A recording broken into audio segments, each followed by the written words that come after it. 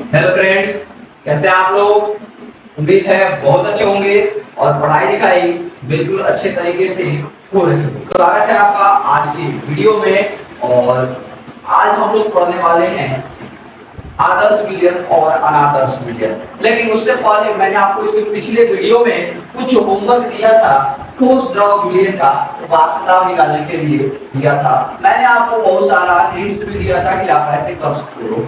चलिए उसको पहले 2 मिनट के अंदर खत्म करते हैं, उसके बाद आगे बढ़ते हैं। देखिएगा ठोस द्रव विलयन में क्या होगा, जो ठोस होगा ना, ठोस वह विलेय होगा नहीं, और द्रव जो होगा वो विलायक होगा, तभी तो द्रवीय विलयन बनेगा ना। चलो अब देखेंगे तो जो द्रव विलायक है वो तो वाष्पशील होगा, उसका वाष्प दाब होगा, इसका वाष्प दाब होगा। लेकिन जो विलेय है, ठोस जो विलेय है वो वाष्पशील नहीं है, अवाष्पशील है। अवाष्पशील है तो इसका वाष्प दाब भैया नहीं होगा। अब इनसे जो विलयन बनेगा तो इनमें इनके विलयन में केवल किसका वाष्प दाब होगा, विलायक का होगा, विलेय का होगा क्या, नहीं होगा। ये बात मैंने यहाँ पर लिखा है, अवाष्पशील विलेय युक्त विलयन का वाष्प दाब केवल वाष्पशील विलायक द्रव ए के आंशिक दाब के कारण होता है, क्योंकि विलेय बी का आंशिक दाब क्या होता है, नगण्य होता है। इसलिए विलयन का वाष्प दाब हो जाएगा विलायक ए का वाष्प दाब यानी पी ए। ठीक है, और PA बराबर क्या हो जाएगा, बोलो तो एक बार, आपको P not A x a। P not ए क्या है, शुद्ध अवस्था में, शुद्ध अवस्था में विलायक का वाष्प दाब है। इतनी बात मैं आपको नहीं चाहिए। आगे देखिए, आगे कैसे लिखेंगे, PS बराबर हो जाएगा P नॉट x a के जगह पर आप क्या लिख सकते हो, तो आपको पता है कि विलेय और विलायक के मोल अंश का योगफल कितना होगा भैया, 1 होगा। जब 1 होगा तो आप यहाँ से x a बराबर निकाल सकते हो 1 माइनस x निकाल सकते हो, नहीं निकाल सकते, बिल्कुल निकाल सकते हो। तो यहाँ पे वैल्यू पुट कर दो 1 माइनस x, ठीक है, यानी P बराबर P नॉट a और माइनस हो जाएगा P नॉट ए एक्स। इसमें कोई दिक्कत आपको नहीं चाहिए। अब देखिए इस टर्म को हम उठाकर इधर लाते हैं और इस टर्म को उठाकर इधर ले जाते हैं। बात क्लियर हो गया, ठीक है। मैंने इसको इधर ले जाते हैं, इसको इधर लाते हैं, इसको इधर लाएंगे तो माइनस में ये आएगा तो इधर क्या हो जाएगा, आपको भी प्लस में हो जाएगा P not A X B बराबर, इसको इधर ले जाइएगा तो P नॉट ए माइनस ये हो जाएगा प्लस। अब देखिए हाई जो टर्म है ना, ये वाला टर्म, इसको हम कहते हैं वाष्प दाब में अवनमन, ठीक है। अब देखिए यहाँ से x भी यहाँ पे रह गया तो ये बच जाएगा P not A minus PS upon P not ए। इस टर्म को हम कहते हैं वाष्प दाब में आपेक्षिक अवनमन। अवनमन का अर्थ होता है कमी, क्या होता है, कमी। वाष्प दाब में आपेक्षिक अवनमन।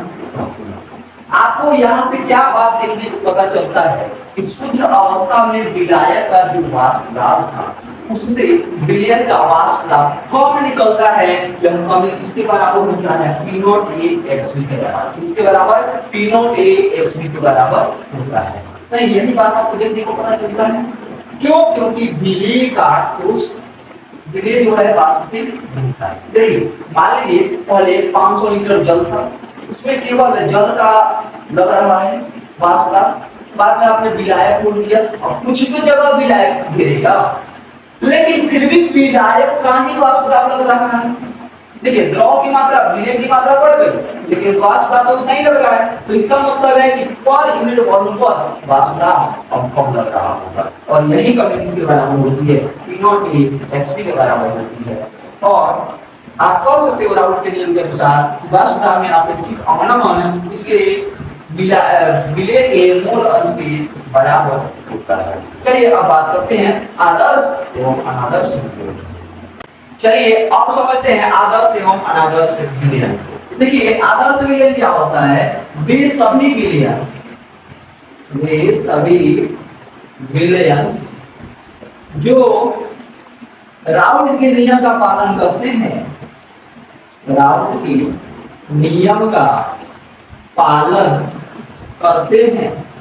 देखिए राउल्ट का नियम कितना व्यापक है, उसके आधार पे आदर्श और अनादर्श विलयन बना दिया गया, आइडियल सॉल्यूशन और नॉन आइडियल सॉल्यूशन। राउल्ट के नियम का पालन करते हैं उसे क्या कहते हैं, आदर्श विलयन कहते हैं।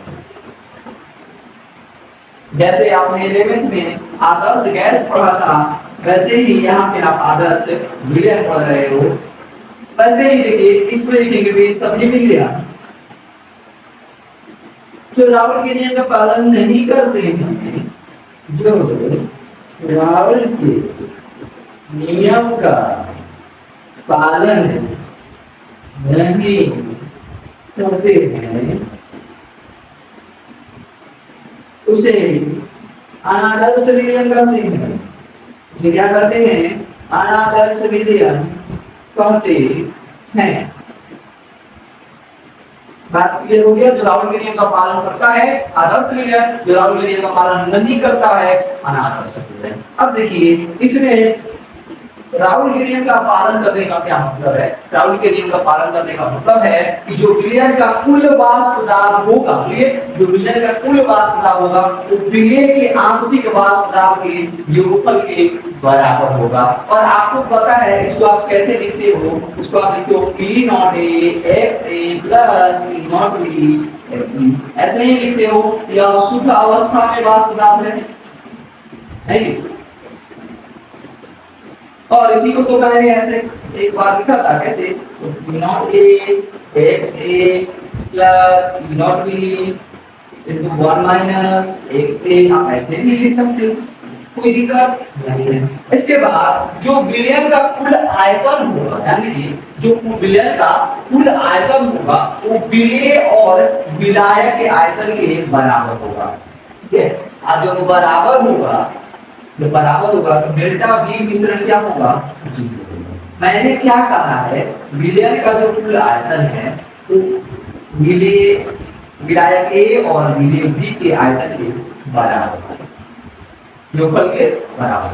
अगर ये बराबर होगा तो आप इसमें से इसको घटाओगे तो 0 ही आएगा ना, डेल्टा बी मिश्रण क्या हो जाएगा, 0 हो जाएगा। डेल्टा एच मिश्रण देखिए, डेल्टा एच क्या होता है जी, ये भी 0 होता है। डेल्टा एच जो है वास्तव में एंथैल्पी परिवर्तन, क्या है, एंथैल्पी परिवर्तन। जब एंथैल्पी समझते हैं आप, ऊर्जा नहीं, जब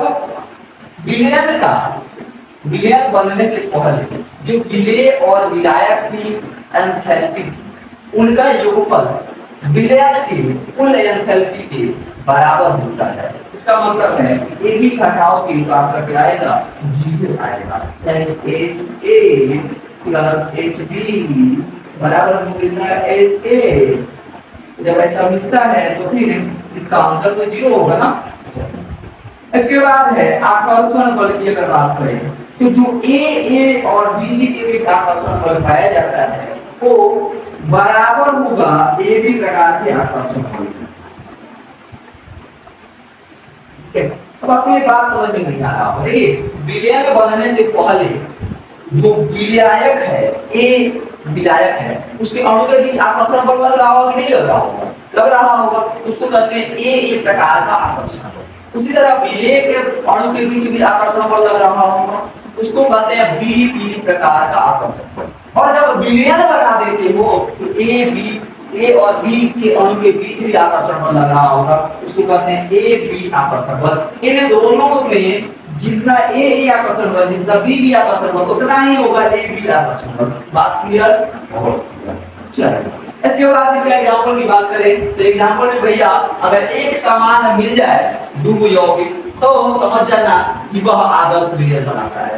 एक समान दो यौगिक मिल जाए आदर्श विलयन बनाता है। जैसे देखो बेंजीन लास्ट में इन तो ये हो जाएगा टॉलीन, देखो लास्ट में OH इसमें भी OH। एक समान है कि नहीं है? इसमें देखिए इसमें क्लोरीन इसमें ब्रोमीन नहीं, और C6H5 समान है कि नहीं है? C2H4 chlorine bromine. अच्छा CCl4 और SiCl4 समान है। चलिए C4H9 समान है। N हेक्सेन N हेप्टेन समान है। तो जब भी एक समान टाइप के यौगिक आपस में मिलकर विलयन बनाए, समझ जाना वो आदर्श विलयन होने वाला है। बेंजीन टॉलिन हो या अल्कोहल हो या फिर क्लोराइड ब्रोमाइड हो, ठीक है, या फिर N हेक्सेन N पेंटेन हो, N ब्यूटेन N पेंटेन हो, ये सभी आ जाएंगे। इसके बाद बात करते हैं अनादर्श विलयन की। तो वे सभी विलयन जो राउंड विलयन का पालन नहीं करते हैं अनादर्श विलयन कहलाते हैं। इसमें pH बराबर Pa प्लस Pb होगा क्या? नहीं होगा भैया, क्योंकि पालन नहीं करता है। नहीं होगा इसका मतलब है कि pH बराबर Ab नहीं होगा, P0A XA और प्लस Ab होगा क्या? नहीं होगा। इसका मतलब है कि डेल्टा B मिक्सचर भी 0 नहीं होगा। नहीं होगा इसका मतलब है कि BS बराबर नहीं होगा BA प्लस BB। अब आप कहोगे बराबर नहीं होगा तो छोटा होगा कि बड़ा होगा? दोनों हो सकता है भैया, छोटा भी हो सकता है, बड़ा भी हो सकता है। अभी हम लोग अनादर्श विलयन को और विस्तृत रूप में पढ़ने वाले हैं, टेंशन लेने की जरूरत नहीं है। चलिए डेल्टा H मिक्सचर क्या होगा? AB बराबर नहीं होगा 0। इसका मतलब है कि HA प्लस HB माने A की एंथैल्पी प्लस B की एंथैल्पी बराबर नहीं होगी विलयन की एंथैल्पी के। तो क्या यह छोटा होगा या बड़ा होगा? दोनों हो सकता है। मैंने क्या आपको बताया। आगे देखिए A और B आकर्षण बल यह बराबर नहीं होगा AB प्रकार के आकर्षण बल के। तो क्या होगा? कम होगा कि ज्यादा होगा? दोनों हो सकता है भैया, कम भी हो सकता है, ज्यादा भी हो सकता है। आगे बात करेंगे। चलिए एग्जांपल की बात करते हैं जो कि असमान विलयन बनाए, समझ जाइएगा कि वो क्या है, वह अनादर्श विलयन। जैसे देखिए यहाँ पे अल्कोहल है, मौजूद है, असमान है कि नहीं है। अरे देखिए यहाँ पे H2O है, वहां पे अम्ल है। अरे जी असमान है कि नहीं है। CCl4 है और CHCl3 है। इनमें चारों को रीडिंग है, तीनों को असमान है कि नहीं है? है ना भैया। यहाँ पे देखो, यहाँ पे अम्ल है, यहाँ H2O है, असमान है, अम्ल है, H2O है, असमान है। सवाल याद रखो भाई, अम्ल प्लस जल अनादर्श विलयन, अल्कोहल प्लस जल अनादर्श विलयन। नहीं आगे देखिए CCl4 और टॉलिन है, इसका मतलब कोई रिलेशन नहीं, एरोमेटिक है। इसके बाद बात करें CHCl3 C6H6, इन दोनों का भी दोनों कॉम्बिनेशन नहीं। तो जब कॉम्बिनेशन बढ़ जाए आदर्श विलयन, जब नहीं बढ़े अनादर्श विलयन। अब बात करते हैं अनादर्श विलयन के प्रकार की। अभी आप हमसे पूछ रहे थे कि अनादर्श विलयन जो है किस प्रकार का विचलन दर्शाते हैं, माने अनादर्श विलयन जो है आदर्श विलयन से किस प्रकार अलग है। देखिए या तो अनादर्श विलयन का या तो वैल्यू जो है विलयन में कम होता है या अधिक होता है। अगर अधिक होता है तो उसको कहते हैं धनात्मक विचलन प्रदर्शित करने वाले, और कम होता है तो ऋणात्मक विचलन प्रदर्शित करने वाले। तो धनात्मक विचलन प्रदर्शित करने वाले क्या होंगे? इन विलयनों में विलयन का वाष्पता, विलयन का कुल वाष्पता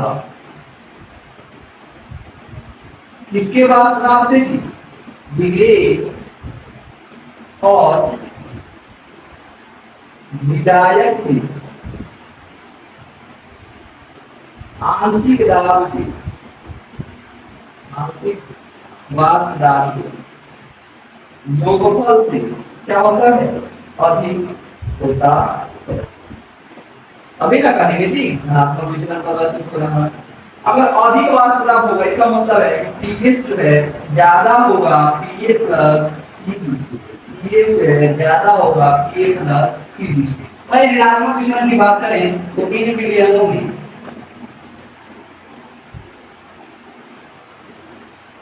विलयन का कुल वाष्प दाब विलेय और विलायक की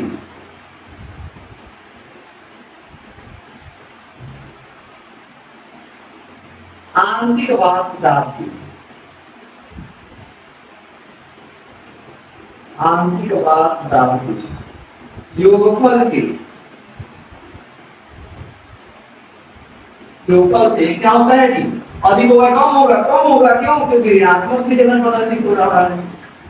इसका मतलब है कि पीएस जो है कम होगा पीए प्लस पीबी। ये बात आपको क्लियर हुई कि नहीं हुई? हो गई होगी। दूसरी बात, अगर आप इसमें आगे देखो तो इसको आप कह सकते हो डेल्टा ए बी मिश्रण भी जो है वो 0 से अधिक होगा यानी पॉजिटिव होगा। इसका मतलब है कि जो आयतन है विलयन का बीएस जो है तो बीए प्लस बीबी से ज्यादा होगा। ये बिल्कुल सही सूचना है, ज्यादा होगा। इसका मतलब है इसमें डेल्टा बी मिश्रण 0 से छोटा होगा यानी निगेटिव होगा। और इसका मतलब है कि बीएस जो है बीए प्लस एबी से कम होगा। बिल्कुल सही सोचना है आप, अभी सही डायरेक्शन आप जा रहे हैं। इसका मतलब है कि आप कहोगे इसका डेल्टा ए मिश्रण भी 0 से बड़ा होना चाहिए। इसका मतलब है कि एच जो है एच प्लस एचबी से ज्यादा होगा। बिल्कुल सही सोचना है आप। उसी तरह इसमें डेल्टा एच मिश्रण जो है नेगेटिव होगा यानी 0 से छोटा होगा यानी एच जो है एच प्लस एचबी से कम होगा। हाँ यही बात बिल्कुल सही सोच रहे हैं आप, यही सब चीजें हैं। अगर इसका मतलब है कि ए बी आकर्षण बल जो लग रहा है वह ज्यादा मजबूत होगा इसके आकर्षण बल से ए और बी आकर्षण बल से। बिल्कुल सही सोच रहे हैं आप, ठीक ऐसा ही विचलन प्रदर्शित होता है और मान आपको अच्छा लगा। चलिए उसी तरह है ए बी, इसमें ए बी आकर्षण बल जो होगा वो ए और बी आकर्षण बल से कम होगा। चलिए बिल्कुल सही, कोई दिक्कत नहीं होनी चाहिए। ये सारी बातें आपको क्लियर हो गई। ऋणात्मक विचलन कैसे प्रदर्शित होता है, धनात्मक विचलन कैसे प्रदर्शित होता है, बात समझ में आ गया। अगर टोटल जो है डेल्टा पी 0 से कम आए, डेल्टा एच 0 से कम आए, डेल्टा बी 0 से कम आए और ए बी आकर्षण बल ए और बी आकर्षण बल से कम हो जाए तो ऋणात्मक और ज्यादा हो जाए फिर धनात्मक। ठीक है, चलिए अब थोड़ा सा इनकी ग्राफ की बात कर लेते हैं कि ग्राफ इनका कैसे होता है। सबसे पहले इसको बता देते हैं। अगर आप ग्राफ खींचोगे तो कुछ इस प्रकार का ग्राफ आपको देखने को मिलेगा। यहाँ पे हो जाएगा पी नॉट ए और यहाँ पे हो जाएगा पी नॉट एस। ठीक है, और यह ग्राफ आपको डायरेक्ट का देखने को मिलेगा। देखिएगा ग्राफ का ग्राफ देखने को मिलेगा।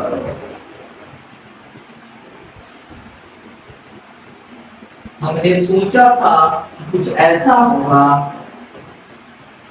हमने सोचा था कुछ ऐसा ग्राफ मिलेगा लेकिन ऐसा हमको मिलता नहीं है, यह कुछ ज्यादा ही होता है। कुछ इस टाइप का ग्राफ हमें देखने को मिलता है।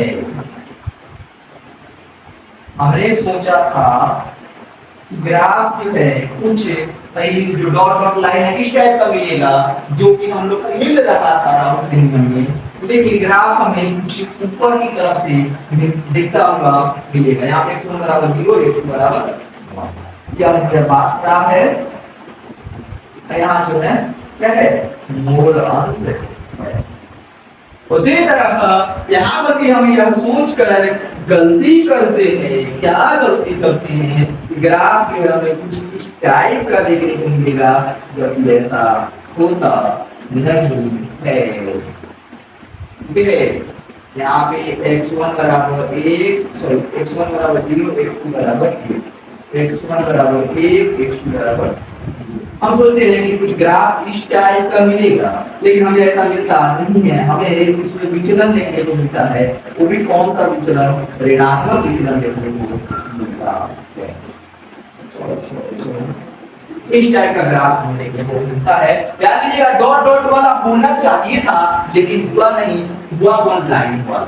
लेकिन यहाँ पे भी डॉट डॉट वाला होना चाहिए था लेकिन हुआ नहीं, हुआ कौन, यह लाइन वाला है, यह ग्राफ आपका बना है। और यह पीएस है, और यह पीबी है, और यह पीए है। उसी तरह पीएस है, पीबी है, पीए है। आप इन सबका चाहो तो वैल्यू भी लिख सकते हो। एक है ऋणात्मक धनात्मक विचलन और एक है ऋणात्मक विचलन प्रदर्शित करने वाले ग्राफ। चलिए अब बात करते हैं धनात्मक विचलन प्रदर्शित करने वाले के एग्जांपल और ऋणात्मक विचलन प्रदर्शित करने वाले के एग्जांपल। देखिएगा एथेनॉल, एथेनॉल का फॉर्मूला आपको याद होगा C2H5OH और एसीटोन जिसका फॉर्मूला होता है CH3CO, या आप इसको चाहो कुछ इस टाइप का भी लिख सकते हो CH3COCH3, ठीक है। तो ये एसीटोन है, यह एथेनॉल है। जब भी मिलेंगे ऋणात्मक धनात्मक विचलन प्रदर्शित करेंगे। या कोई एल्कोहल प्लस वाटर आ जाए, क्या आ जाए, एल्कोहल प्लस वाटर आ जाए, तब भी जो है धनात्मक विचलन प्रदर्शित होगा। एल्कोहल और बेंजीन आ जाए, ऋणात्मक विचलन। देखिए यहाँ पे फिर से एसीटोन और ईथर आ जाए, ये क्या है, ईथर है और एसीटोन है, तब भी धनात्मक विचलन प्रदर्शित होगा। यहाँ पे एक 4 क्लोरीन वाला 3 क्लोरीन वाला आ जाए, धनात्मक विचलन प्रदर्शित होगा। CH2 और एसीटोन आ जाए, धनात्मक विचलन। CCl4 और C7H आ जाए, तब भी धनात्मक विचलन प्रदर्शित होगा। वहीं पर आपको CH3 प्लस बेंजीन आ जाए, ऋणात्मक विचलन। एसीटोन के बाद एनिलीन आ जाए, तब भी ऋणात्मक विचलन। और एसिड प्लस H2O आ जाए, ऋणात्मक विचलन। और CH3OH और CH3COOH आ जाए, तब भी ऋणात्मक विचलन प्रदर्शित होगा। तो उम्मीद है आपको ये अच्छे से याद हो गए होंगे, नहीं हुए हैं तो अच्छे तरीके से याद कर लीजिएगा, काफी महत्वपूर्ण है एग्जाम के दृष्टिकोण से। सबसे पहले ध्यान दीजिएगा यहाँ पर आपको क्या क्या दिया गया है। यहाँ पे आपका दिया गया है, मान लीजिए एक गैस का शुद्ध अवस्था में दिया है 450 ml, P0 A मान लीजिए। एक है दूसरे विलेयक है, उसका दिया 750 ml, P0 B मान लीजिए। और आपको टोटल दिया भी है तो पीटी हो जाएगा आपका कितना 600 ml HB। यहाँ से आपको सबसे पहले तो यहाँ पर मैंने आपको राउल का नियम पढ़ाया है, राउल के नियम से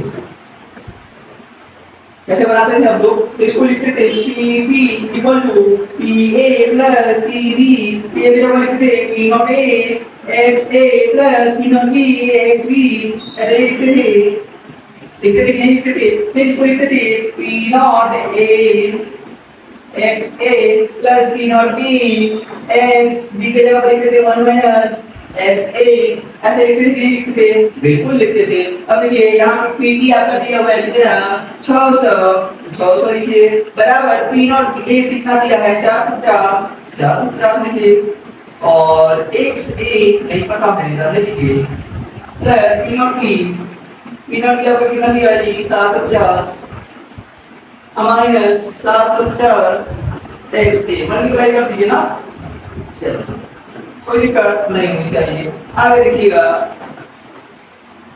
ये हो जाएगा 600 अब प्लस 750 इधर आएगा माइनस 750 बराबर 450 300 XA। अब देखिए यहाँ से बढ़ जाएगा ये 150 हो जाएगा बराबर माइनस 300 XA। यहाँ पे भी माइनस लगा रहेगा, माइनस माइनस बढ़ जाएगा और यहाँ से आपको देखने को मिलता है XA बराबर हो जाएगा 150 बट्टा 300। आप इसको घटा देना 0.5 आ जाएगा, XA निकलेगा 0.5, XB कैसे निकालोगे 1 माइनस XA यानी 1 माइनस 0.5 घटा देना, फिर AB कितना आ जाएगा 0.5। आपने क्या निकाल लिया, द्रव मिश्रण का संघटन निकाल लिया। अब आपको क्या निकालना है, आपको निकालना है साथ ही वाष्प अवस्था का संघटन निकालना है, यानी PA निकालना है। PA बराबर क्या हो जाएगा जी P0A XA। P0A देखिए कितना है 450 है, 450 XA कितना है 0.5 है, मल्टीप्लाई कर दीजिए 225 mm HG, आंसर आ जाएगा। तो उम्मीद करते हैं प्रश्न आपको समझ में आ गया होगा। अगले वीडियो में जब आऊंगा तो ढेर सारे क्वेश्चन कराऊंगा, एनसीईआरटी के जितने सारे न्यूमेरिकल्स हैं उन सबको कराऊंगा। आज की वीडियो में करने के लिए बस इतना ही। बहुत बहुत धन्यवाद, मन लगाकर पढ़ाई करते रहिए, तो याद रखिएगा आपको एग्जाम में बढ़िया मार्क्स लाने। बहुत बहुत धन्यवाद।